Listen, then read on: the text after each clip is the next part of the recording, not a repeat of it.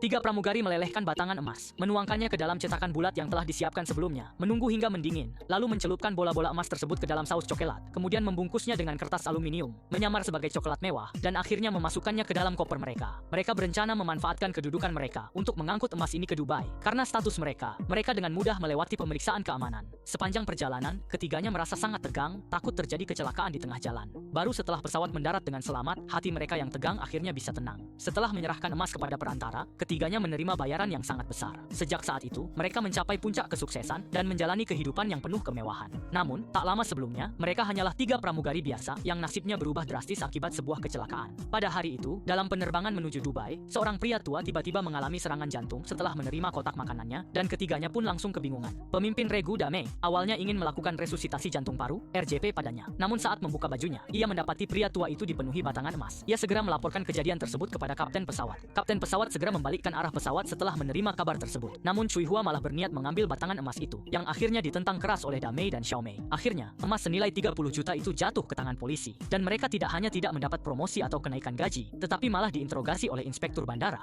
Ketiga orang itu semakin marah saat memikirkannya, sehingga mereka berkumpul dan minum-minum untuk melampiaskan kekesalan. Xiaomei sangat tidak puas dengan kebijakan maskapai penerbangan tersebut. Saat itu, Cui Hua mengeluarkan sebuah ponsel. Ternyata, ponsel si kakek jatuh ke lantai dan diam-diam disembunyikannya. Cui Hua menduga pasti ada kontak orang dalam di dalamnya. Segera setelah itu, Damei menelepon nomor terakhir, dan ternyata orang di seberang telepon adalah atasan mereka. Meskipun atasan itu segera menutup telepon, mereka tetap bisa mengenali suaranya. Keesokan harinya, ketiganya menemui atasan mereka, Lao Wang, lalu mengeluarkan ponsel itu. Melihat ekspresi terkejut di wajah Lao Wang, ketiganya tahu bahwa hal ini pasti ada hubungannya dengannya. Cui Hua mengusulkan agar mulai saat itu mereka yang mengangkut emas. Lao Wang khawatir rahasia akan terbongkar, sehingga terpaksa menyetujuinya. Sore harinya, mereka tiba di markas rahasia Pak Wang. Mereka melihat dia membuka lemari di belakangnya, lalu mengeluarkan 12 batang emas dari dalamnya, sambil memperingatkan mereka agar jangan sekali-kali berniat jahat. Dia juga menyebutkan bahwa di bandara Dubai, mereka harus menuju gerbang nomor 2, di mana akan ada orang-orangnya yang menjemput. Dengan demikian, ketiganya memulai misi pertama mereka. Melihat emas senilai 30 juta, mereka tidak tahu bagaimana cara membawanya ke dalam pesawat. Namun tak lama kemudian, Xiaomei menemukan cara, yaitu dengan melelehkan batangan emas tersebut, lalu membentuknya menjadi bola-bola, kemudian membalutnya dengan coklat. Maka, begitulah awal mula kisah ini. Setelah beberapa kali perjalanan, ketiganya meraup keuntungan besar. Tas bermerek dan mobil mewah kelas atas bisa mereka beli sesuka hati. Namun tak lama kemudian, kecelakaan pun terjadi.